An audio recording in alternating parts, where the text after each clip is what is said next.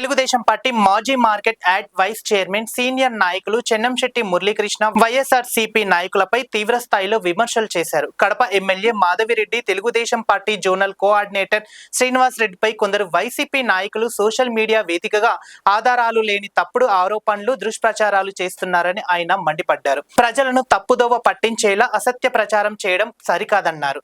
రాజకీయాలకు తగదని ఆయన పేర్కొన్నారు. రాజకీయ విభేదాలు ఉన్నా వ్యక్తిగతంగా దూషించడం, నిరాధారాల ఆరోపణలు చేయడం మానుకోవాలని సూచించారు. ఇలాంటి తప్పుడు ప్రచారాన్ని వెంటనే నిలిపివేయాలని, లేకపోతే తెలుగుదేశం పార్టీ నాయకులు, కార్యకర్తలు ప్రజాస్వామ్యబద్ధంగా తగిన విధంగా ప్రతిస్పందిస్తారని హెచ్చరించారు. MLA Madhavi Reddy, zonal coordinator Srinivas రెడ్డిపై ఇక ముందు కూడా నిరాధారాల ఆరోపణలు చేస్తే తీవ్ర పరిణామాలు ఎదుర్కోవాల్సి వస్తుందని ఆయన హెచ్చరించారు.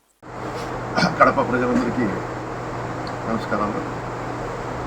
గత 2 సంవత్సరాల నుంచి తెలుగుదేశం పార్టీ కడపలో జెండా ఎగరడం జరిగింది.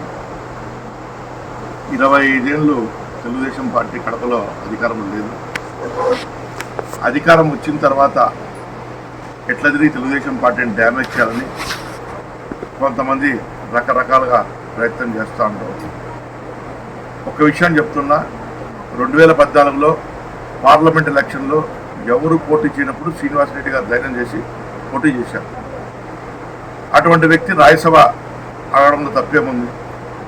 రాజ్యసభ రాకపోవడం, ఆయన ఏదో బాధలు ఉండడం అది సహజం. ఎవరికైనా పదవులు రానప్పుడు, పార్టీలో పనిచేసినప్పుడు, పార్టీ కష్టపడినప్పుడు రాకపోవడం అది బాధపడిన విషయం.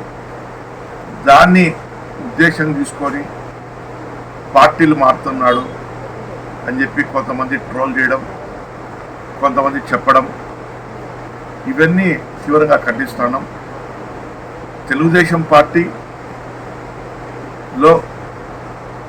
జెండా కడప నగరంలో ఏజెంట్లు కూర్చునేటప్పుడు కానీ ఏజెంట్లు కూర్చోబెట్టాం, ఎలక్షన్స్ నడిపించాం.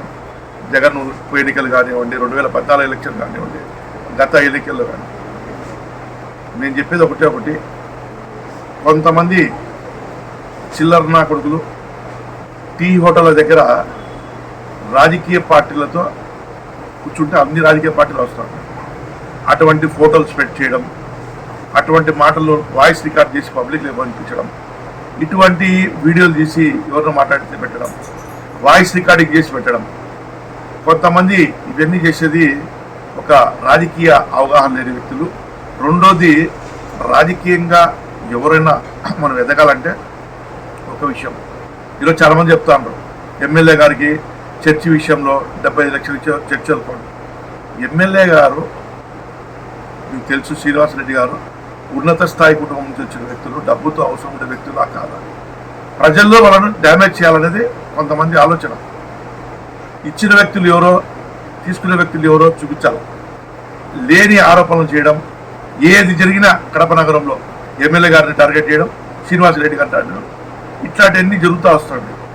ఒక విషయం చెప్తున్నా, ఒకటి, తెలుగుదేశం పార్టీ కడపలో గట్టిగా ఉంది, బలంగా ఉంది.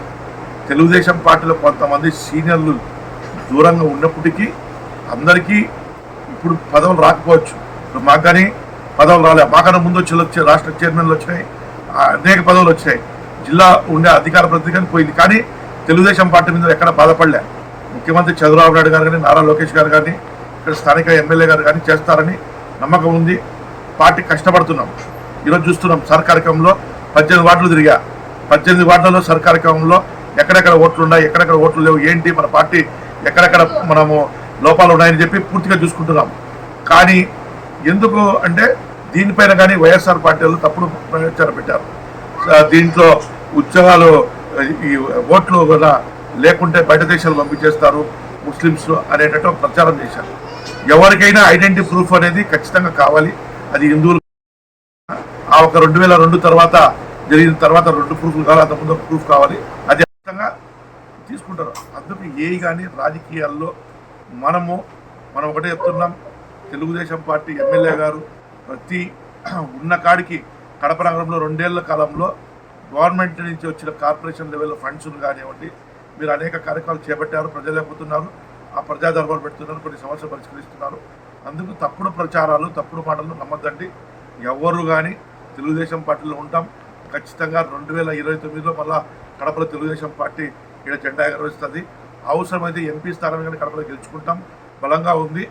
మిమ్మల్ని అందరికీ ఒకటి చెప్తున్న తెలుగుదేశం పార్టీ కార్యకర్తలందరికీ ఇక్కడ పాత లేదు కొత్త లేదు, అందరం కలిసి పనిచేయాల్సింది. కానీ ఏదైనా చిన్న చిన్న మనస్పర్ధలు ఉంటే మన కుటుంబంలో చిన్న చిన్న ఉంటాయి అందరికీ. అయితే మామూలే, ప్రతి పార్టీలో ఉంటే సహజమే.